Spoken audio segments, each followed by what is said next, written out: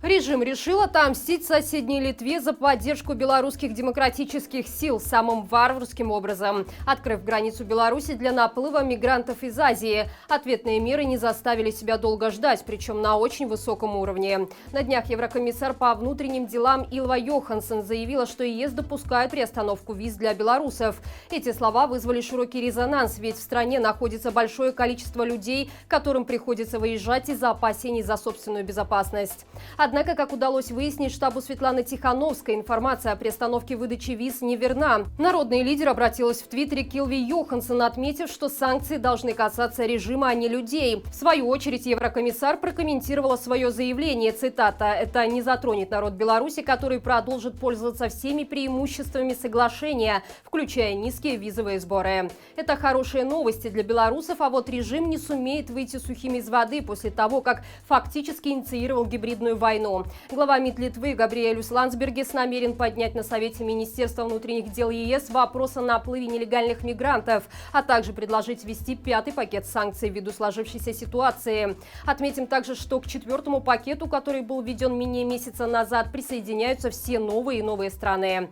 Вслед за Черногорией, Албанией, Исландией к нему присоединилась и Норвегия. В сообщении МИД скандинавской страны указано, что ситуация в Беларуси продолжает ухудшаться. Представители оппозиции бросают в тюрьму, правозащитники подвергаются преследованию, а независимые СМИ заставляют молчать. Глава МИД также отметил, что секторальные санкции показывают, что Норвегия решительно отвечает на нарушения прав человека в Беларуси. Напомним, что в 4-й санкционный список попали 78 пособников режима, а также 8 предприятий и компаний. Сегодня Лукашенко внепланово отправился в Санкт-Петербург к своему кремлевскому хозяину. По официальной версии, два диктатора договорились о встрече еще 1 июля. Однако в графике Путина на эту неделю такого мероприятия не значилось. Кроме того, пресс-секретарь российского самодержца Дмитрий Песков в разговоре с журналистами о таком важном событии не упоминал. Возможно, для кремлевского лидера она совсем не важна, в отличие от нелегитимного. Провластный телеграм-канал, как обычно, анонсировал мероприятие пафосно, заявив, что главы государства обсудят развитие сотрудничества в различных сферах и международную проблематику. Между строк легко читается, что Лукашенко попросит денег и будет жаловаться на угрозу его безопасности со стороны агрессоров из НАТО. А возможно и подкрепить свои слова свежими историями о вероломных покушениях на своих верных церберов Григория Заренко и Олега Гайдукевича. Не удивимся, если в личный самолет самодержца погрузили кота последнего, чтобы продемонстрировать его подгоревший нос в качестве доказательства решительных намерений террористов.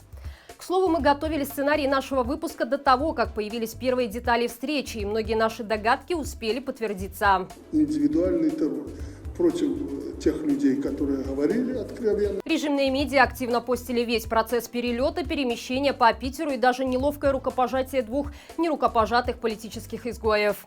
В нашем завтрашнем выпуске мы подробнее расскажем об итогах визита незваного гостя в город белых ночей. Российский олигарх Михаил Гуцериев, должно быть, уже не раз пожалел о том, что стал любимым другом Миши, белорусского диктатора. После того, как магнат оказался в 4-м санкционном списке за поддержку режима, его тут же затянуло водоворот ограничений.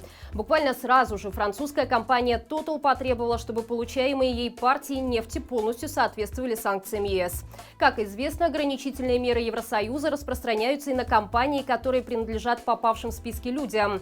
По этой причине они коснулись Роснефти Гуцериева. Впрочем, олигарх попытался сделать хорошую мину при плохой игре и сразу же вышел из совета директоров. Но и это ему не помогло. Сегодня стало известно, что один из крупнейших поставщиков сырьевых товаров и редкоземлевых материалов, швейцарская компания Glencore, отказалась покупать сырье у Роснефти. Возможные потери от сотрудничества с лицами из санкционного списка и их компаниями настолько болезненные, что европейские партнеры предпочитают не рисковать и избегать вести бизнес даже у компаний, приближенных к неприкасаемым.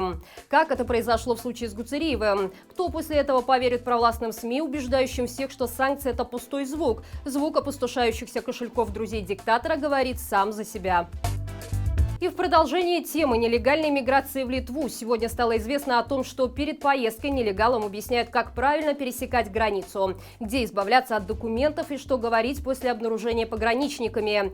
Об этом рассказал министр обороны Литвы. Он также отметил, что Литва уже установила организаторов и исполнителей нелегальной миграции из Беларуси, в том числе авиакомпаний, которые массово поставляют беженцев. Теперь страна будет настаивать на включении их в санкционные списки ЕС. Напомним, что только за последний год на белорусско-литовской границе было задержано около 2000 нелегальных мигрантов. Это в 20 раз больше, чем за весь 2020. По информации некоторых источников, цена переброски одного нелегала составляет $10 тысяч.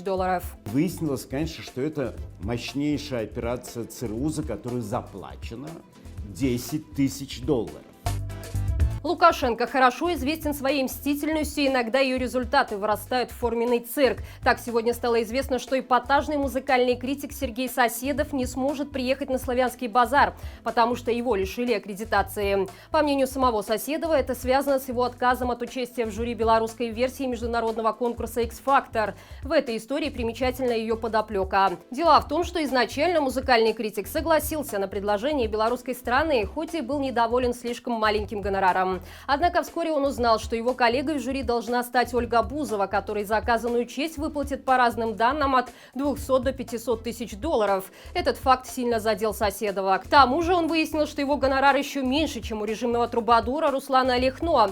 Критик решил отказаться от участия в этом мероприятии, параллельно узнав от знакомых, что в Беларуси помимо финансовой сегрегации по степени культурной ценности еще и могут посадить за неправильный цвет кроссовок.